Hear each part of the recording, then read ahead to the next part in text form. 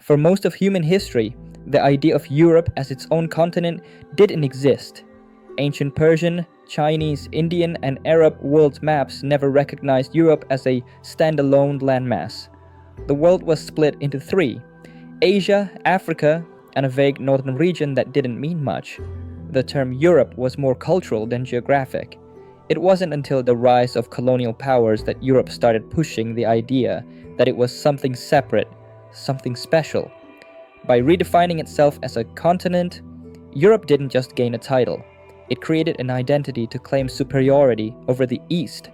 But here's the catch: there's no actual tectonic reason for Europe to be a continent. Geologically, it's fused with Asia on one continuous landmass. And yet, schoolbooks, maps, and global organizations still treat it like it's completely separate. But when we zoom in on where Europe really begins and ends, nothing makes sense.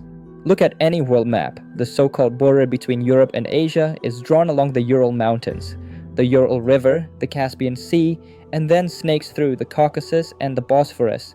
It's not a natural divide, it's a man-made decision agreed on by cartographers, not geologists. The Ural Mountains aren't even high enough to act as a true barrier. They're just hills by global standards. Cities like Istanbul sit directly on both sides of this so-called line, yet nobody splits Istanbul in half on a map. And tectonic plates don't lie. The Eurasian plate stretches across all of Europe and most of Asia. There's no geological rupture, no ocean, no clear edge. Europe isn't separated by nature. It's separated by narrative. When the Roman Empire collapsed, the Western world needed a new identity, one that placed it above the uncivilized East. So Europe became more than just a place. It became a symbol. Over time, European thinkers rebranded their region as the center of civilization. They erased influences from the Middle East and Asia, even though math, medicine, astronomy, and language all passed through those regions first. By cutting cultural ties to Asia, Europe framed itself as an independent source of progress, and the West pushed this narrative hard, through textbooks, media, and diplomacy. But the more you trace Europe's roots, the more you end up in Asia. Geographically, the idea of Europe and Asia as two continents is nonsense. There's no ocean separating them, no tectonic boundary, no environmental divide.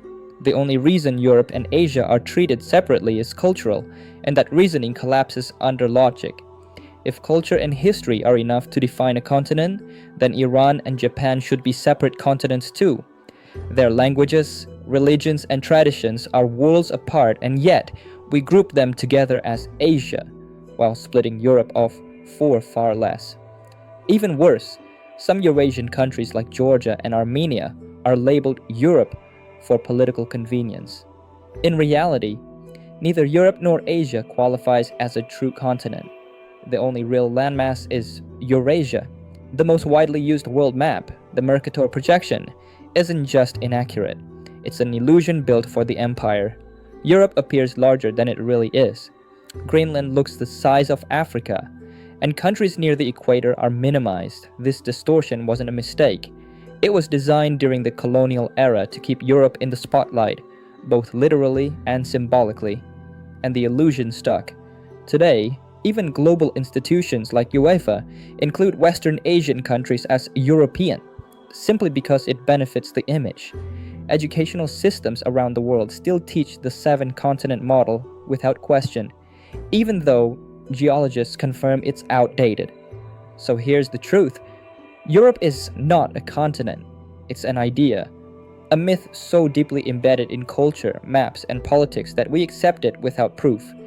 And yes, even in this video, we still call it a continent, because myths don't need borders. Stick around for more deep and unique content. There's a lot more coming. Thanks for watching. See you next time.